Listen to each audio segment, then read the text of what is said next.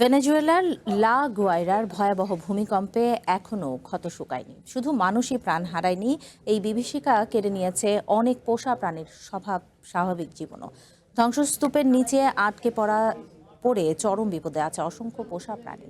বিপন্ন এসব প্রাণীকে উদ্ধারে কাজ করছে নেভাদো নামের একটি স্বেচ্ছাসেবী সংস্থা। লা গুইরার জনপদ এখনো দুর্যোগের ক্ষত সামলাচ্ছে। একদিকে মানুষের শোক, অন্যদিকে খাদ্য ও আশ্রয়ের অভাব। বিপদে পড়েছে অসংখ্য পোষা প্রাণী। এদের রক্ষায় দিনরাত কাজ করছেন নেভাদো শেল্টারের কর্মীরা। লাইফে কোনো কিছুর গ্যারান্টি নাই, তাই ইন্স্যুরেন্স করুন সিটি ব্যাংকে, কারণ ইন্স্যুরেন্স করলে সিটিতে সুরক্ষা পাবেন নিশ্চিন্তে। গত কয়েক সপ্তাহে তারা উদ্ধার করেছেন 530টিরও বেশি কুকুর ও বিড়াল।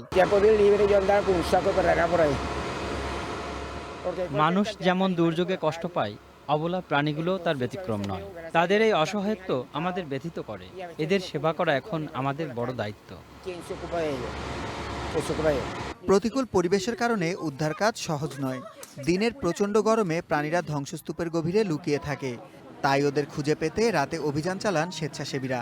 পানি শূন্যতা ও অসুস্থতায় ভোগা প্রাণীদের দ্রুত চিকিৎসার আওতায় আনাই এখন মূল চ্যালেঞ্জ।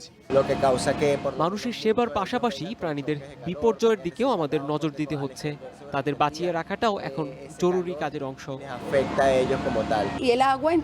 দুর্যোগে এদের অনেক কষ্ট হয়েছে। আমি এদের নতুন জীবন দিতে চাই।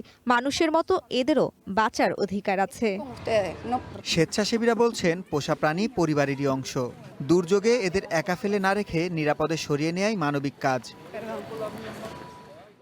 শোক কাটিয়ে নতুন করে বেঁচে ওঠার অপেক্ষায় এই অবলা প্রাণীরা। একটু মমতা আর যত্নেই এরা হয়তো ফিরে পাবে তাদের হারানো ঠিকানা। সুলাইমান সবুজ, ওয়ান ইন্টারন্যাশনাল ডেস্ক।